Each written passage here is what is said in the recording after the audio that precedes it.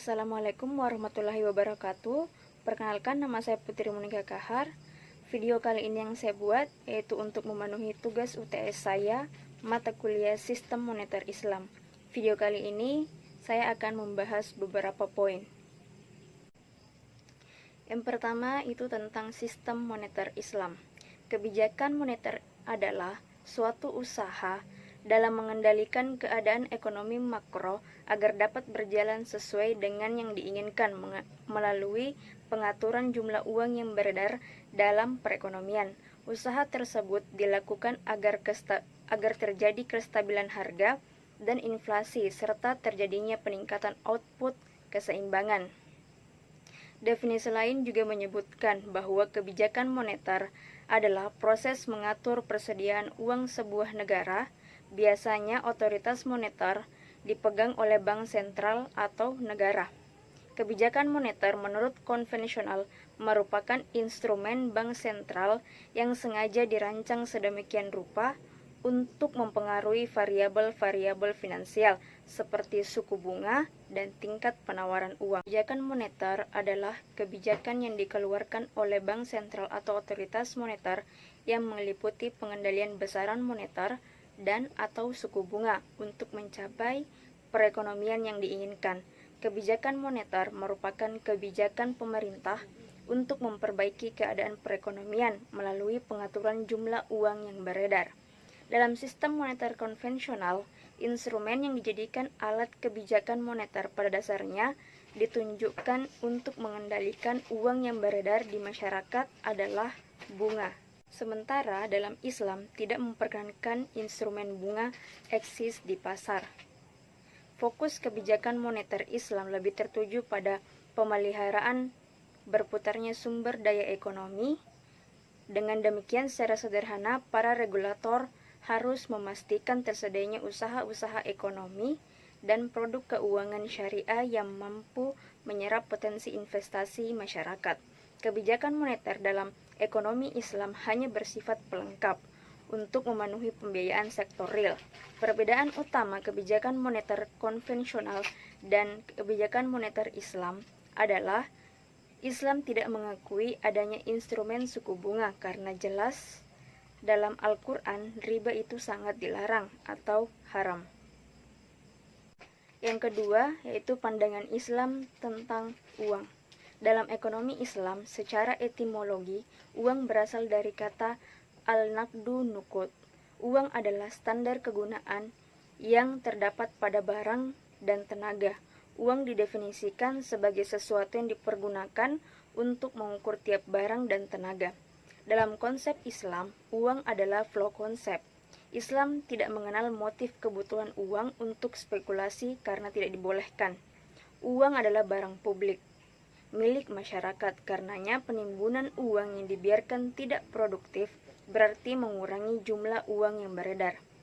Bila diibaratkan dengan darah, dalam tubuh perekonomian akan kekurangan darah atau terjadi kelesuan ekonomi alias stagnasi. Itulah kenapa kita dilarang untuk menimbun uang. Dalam Islam, uang dipandang sebagai alat tukar, bukan suatu komoditi. Peranan uang ini dimaksud untuk melenyapkan ketidakadilan, ketidakjujuran, dan pengisapan dalam ekonomi tukar-menukar atau barter. Uang dalam ekonomi Islam adalah sesuatu yang bersifat flow konsep, bukan stok konsep. Uang harus selalu mengalir, beredar di kalangan masyarakat dalam kehidupan ekonomi karena uang itu adalah public goods, tidak mengendap menjadi milik pribadi dalam bentuk private goods. 3. Sejarah singkat dinar dan dirham. Mata uang dinar berasal dari bahasa Romawi, yaitu denarius, sementara dirham berasal dari bahasa Persia, yaitu drachma. Masuknya dinar dirham sebagai mata uang ke Jazirah Arab tidak terlepas dari ekspansi pedagang Syam yang dibawa pengaruh bangsa Romawi serta pedagang dari Yaman dibawa pengaruh bangsa Persia. Perlahan ketika itu dinar dan dirham diterima dan mulai menjadi alasan mengapa barter ditinggalkan. Saat dinar dan dirham masuk ke Jazirah Arab, Rasulullah sendiri tidak menolak menggunakan dinar dan dirham sebagai alat transaksi ekonomi, tetapi justru menerima dan memodifikasinya. Rasulullah SAW menetapkan dinar dan dirham sebagai alat tukar-menukar barang yang sah dalam perniagaan dan membuat standar 3 jenis dirham yang beredar menjadi satu jenis dirham, yakni dirham 14 kirat. Karena dinar dan dirham adalah uang yang berbahan dasar emas, nilai tukarnya sejak dahulu tetap sehingga tidak pernah mengalami inflasi ataupun deflasi. Misalnya harga satu ekor kambing ketika masa Rasulullah, yaitu kisaran harga 1 dinar atau setara dengan 2,2 juta, itu artinya masih sama hingga saat ini. Kemudian dinar dan dirham di saat zaman Rasulullah itu diproses dari segi bobot dan kandungan emasnya oleh sahabat Arkam bin Abi Arkam yang memegang ahli menempa emas perak ketika itu.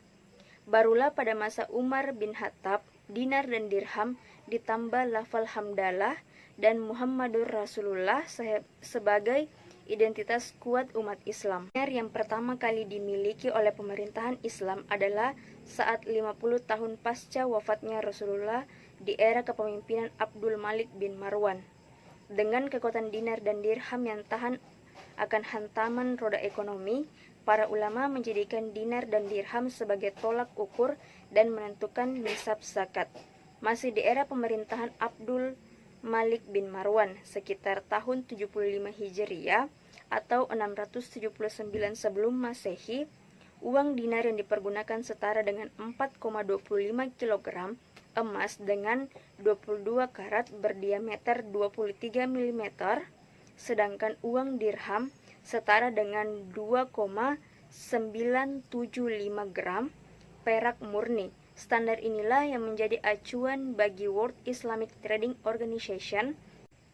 Ekspansi penyebaran Islam ke berbagai wilayah seperti Persia, Romawi, Syam, Mesir, dan Andalusia, penggunaan koin mata uang dinar dan dirham menjadi luas.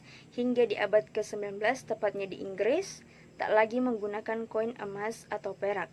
Berbagai alasan pun menjadi sebab penggunaan mata uang dan perak itu tak lagi diterapkan. Peranan sistem perekonomian semakin berkiblat pada global yang notabene mengandalkan dolar. Selain itu juga dikaitkan dengan ketersediaan emas dan perak yang terbatas. 4. Economic value of time dalam ekonomi Islam. Maknanya, ajaran Islam yang menganjurkan menggunakan konsep economic value of time. Artinya, economic value of time adalah sebuah konsep di mana waktulah yang memiliki nilai ekonomi, bukanlah uang memiliki nilai waktu. Economic value of time memiliki arti memaksimumkan nilai ekonomis suatu dana pada periodik waktu.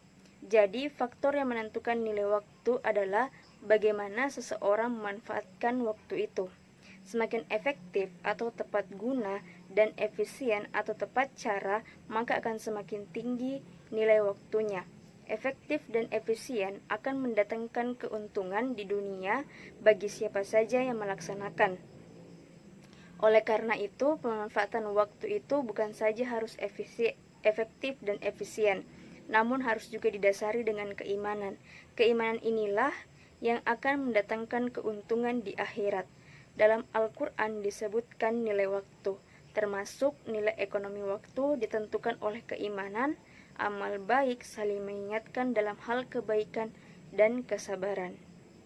Kelima, yaitu mengapa bunga bank dikategorikan riba dalam ekonomi Islam. Bunga bank termasuk riba, artinya jika bunga simpanan maupun bunga pinjaman saling mempengaruhi satu sama lainnya.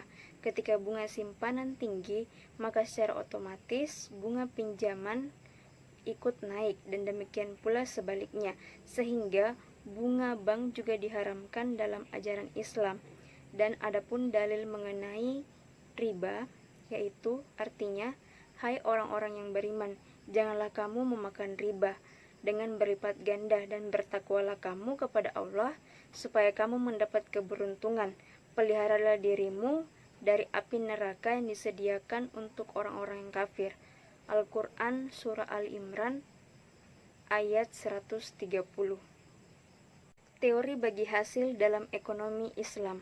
Bagi hasil adalah suatu sistem yang meliputi tata cara pembagian hasil antara pemilik dana dengan pengelola dana. Mengutip dari Wahidin Fas dalam Keuangan Syariah, sistem ini mengacu pada dua sistem, yaitu musyarakah dan mudarabah. Musyarakah sendiri lebih lazim dikenal sebagai perjanjian bagi hasil dalam bisnis, di mana beberapa orang menyetorkan modal untuk menjalankan usaha. Sementara itu, mudarabah mempersembahkan modal dari satu investor kepada seorang pengelola usaha.